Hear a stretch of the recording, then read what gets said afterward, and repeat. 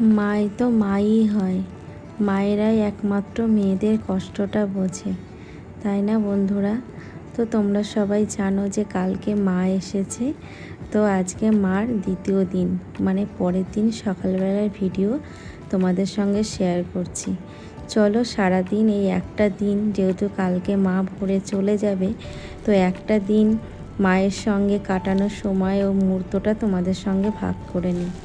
তো সকালবেলায় ঘুম থেকে উঠেছি অনেক সকালে, যেহেতু সকাল থেকে মায়ের সঙ্গে এতটাই আনন্দে মেতেছিলাম, তাই আর সকাল থেকে আর ভিডিওটা মানে তুলে ধরার আর সময় পাইনি, মানে ভুলেই গেছি। তারপরে ভাবলাম যে না, এখন চলো তোমাদের সঙ্গে ভিডিওটা শুরু করি। তো সকালবেলায় ব্রেকফাস্ট বলতে চা খেয়ে নিয়েছি সবার জন্য।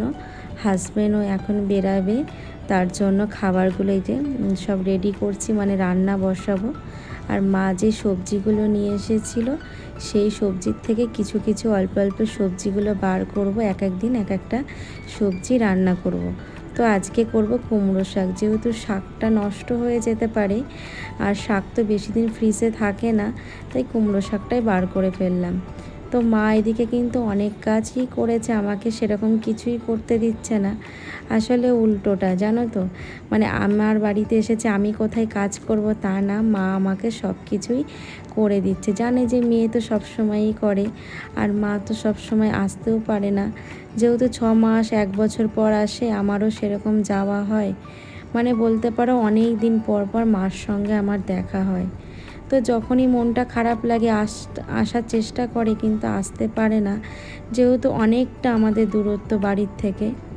তো যাই হোক, তোমাদের সঙ্গে চলো ভিডিওটা শেয়ার করি, আর আমার সমস্ত মনের মানে ভালো লাগাগুলো, মায়ের সঙ্গে কাটানো মুহূর্তগুলো তোমাদের সঙ্গে শেয়ার করি। তো সকালবেলা আমি ঘুম থেকে উঠে দেখি মা সমস্ত ঘর ঝাড় দিয়ে রেডি করে রেখেছে, মানে অর্ধেক কাজ, জল ভরা থেকে শুরু করে সব করে রেখেছে। তো আমি ওঠার পর শুধু চাটা করলাম, করে দেখো হাজব্যান্ডকে আগেই খাবার রেডি করে দিয়েছি, ও নিয়ে চলে গেছে। আসলে সকালে বললাম তোমাদের অনেক সকালে উঠেছি, উঠে না মানে কিছুটা রান্না করে নিয়েছিলাম, তো হাজব্যান্ড সেটাই নিয়ে চলে গেল। আর তারপরে আমরা রুটি করলাম, যেহেতু হাজব্যান্ড বলল খাবে না, তো রুটি একটা সবজি করলাম, আর এখানে বসে দেখো খাচ্ছি। আর কত দিনের মনে জমানো কথাগুলো একে অপরের সঙ্গে ভাগ করে নিচ্ছি। আসলে মা এমনই জিনিস, আর মেয়ে সন্তান এমনই জিনিস যে সমস্ত বন্ধুত্বর মতো সব কিছুই শেয়ার করা যায়, তাই না বলো? আসলে অনেক দিনে জমানো কথা সবসময় তো আর ফোনে সবসময় শেয়ার করা হয় না। সামনে থেকে শেয়ার করা আর ফোনে কথা বলার মধ্যে অনেক পার্থক্য। তো আমি এখানে নিস্তব্ধভাবে তোমাদের সঙ্গে ভয়েস দিচ্ছি, আর আমি আমার কষ্টগুলো তোমাদের সঙ্গে ভাগ করছি। আসলে মনটা ভীষণ খারাপ হয়ে গেছিলো, মা একদিন দুদিনের জন্য এসেছে বলে এতটাই খারাপ লাগছিল।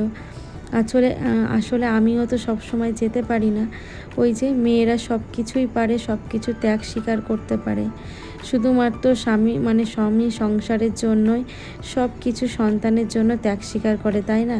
তো আমিও সেরকম ত্যাগ স্বীকার করে মনের মধ্যে অনেক কষ্ট চেপে রেখে আমি কিন্তু এই যে সংসার করে যাচ্ছি। কারণ আমি যাওয়ারও মানে ইচ্ছা থাকলেও যেতে পারছি না, দূরত্বটা অনেক। যদি বাড়ির কাছে থাকতো তাহলে না সারাদিনে একবার গিয়ে বা দুদিন পর একবার গিয়ে আমি ঘুরে আসতে পারতাম, তো সেটা তো উপায় নেই। তো এই জন্য মা আসে যখনই একটু খারাপ লাগে, তাও বলতে পারো 6 মাস 1 বছর প্রায় পরেই আসে। এবার ধরো 6 মাস 7 মাস পরেই আসলো। তো যেহেতু আম লিচু হয়েছে, আমরা ষষ্ঠীতে কবে যাব, থাকবে কি থাকবে না, এই জন্য দিতে এসেছে।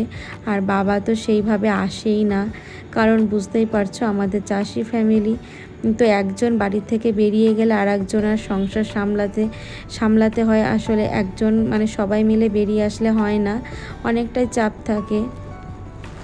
তো যাই হোক, মার সঙ্গে অনেক গল্পগুজব করে তারপরে দেখো বাসনগুলো মেজে নিচ্ছি।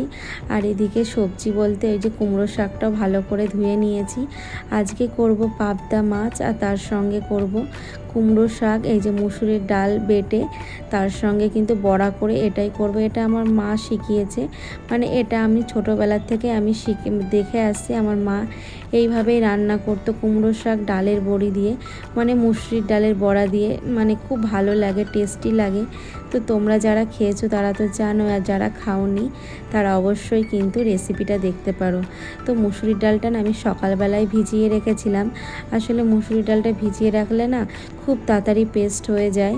তো তার সঙ্গে শুকনো লঙ্কা না, মানে শুকনো লঙ্কা তুমি এমনি দিতে পারো আর নাও দিতে পারো। আমি এখানে কিন্তু নুন, কাঁচা লঙ্কা, পেঁয়াজ সব কিছু দিয়ে ভালো করে একবারে না পেস্ট করে নিয়েছি।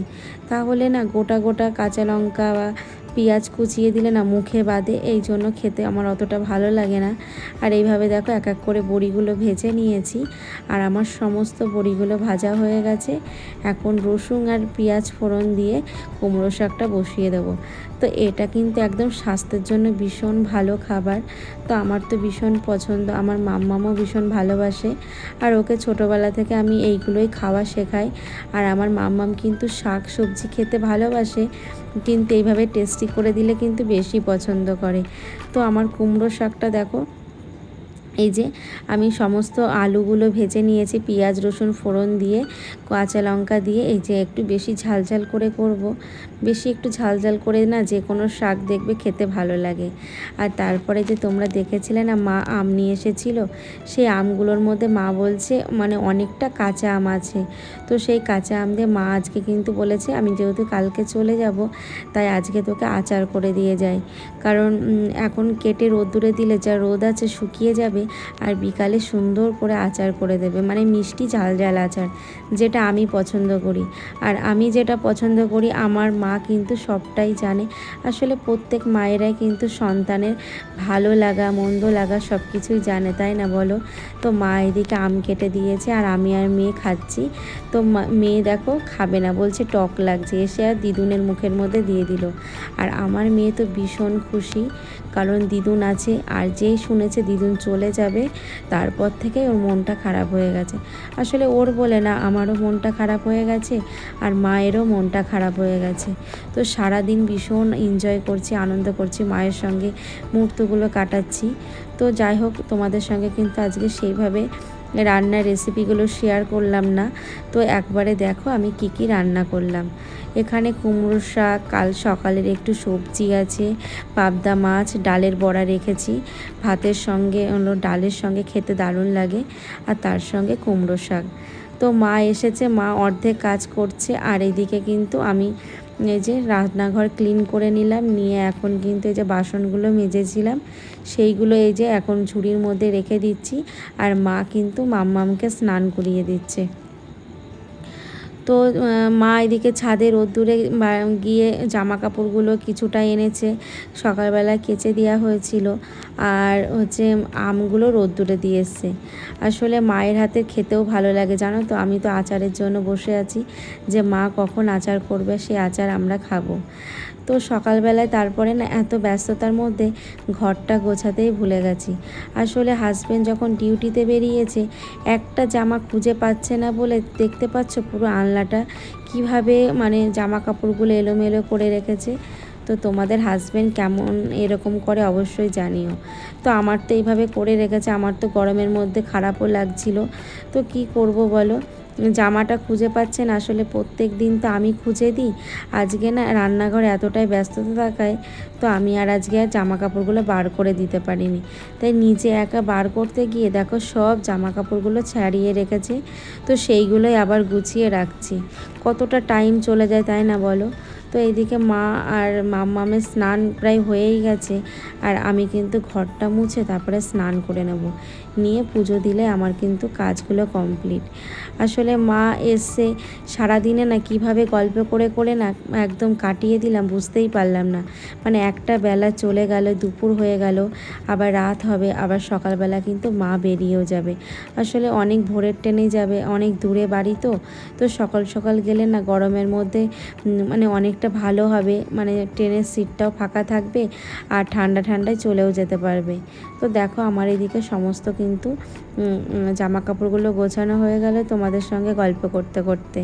আর এই যে মাম্মাম সারা দিন ধরে, এই যে ছুটি আছে স্কুল নেই, তো সারা দিন ধরে বলতে পারো এই যে খাটের উপরে খেলাধুলা।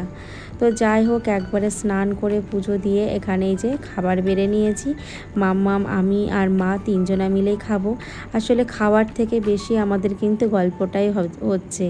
আর গল্পটা কেন করব না বলো, কত জমানো মুহূর্তগুলো আমাদের সঙ্গে সব কিছু মুহূর্তগুলো থেকে যায়, তাই না? তো মাম্মাম দেখেছো খেতে বসে কতবার ওঠে নামে, ওর তো শান্তিতে খেতেই পারে না।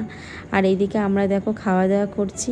তাহলে চলো বন্ধুরা, আবার বিকালে তোমাদের সঙ্গে দেখা হচ্ছে। তো বিকালে একবারে না ফাইনাল চলে আসলাম। এই যে মা মিষ্টি আচার করেছে, আর তোমাদের সঙ্গে শেয়ার করতে পারিনি। আসলে মা যখন আচার করছিল আমি তখন ঘুমাচ্ছিলাম। তো ঘুম থেকে উঠে দেখি আচারটা করা হয়ে গেছে, তাই তোমাদের সঙ্গে আর মানে ভিডিওটা নিতে পারলাম না। কিন্তু আচারটা কিন্তু ভীষণ টেস্টি হয়েছিল বন্ধুরা। যখন মৌরি মানে গুঁড়োটা ভেজে দিয়েছিল, এত সুন্দর ফ্লেভার হচ্ছিল, খুব সুন্দর। তো দেখো এখানে সন্ধ্যাবেলায় ঝমঝম করে বৃষ্টি পড়ছে, আর আমরা কিন্তু বসে বসে এখানে টিফিন করছি, মানে মাকে চা মুড়ি মেখে দিয়েছি আর আমরাও মুড়ি খাচ্ছি। আর এখানে বৃষ্টিগুলো দেখো কি সুন্দর এনজয় করছি।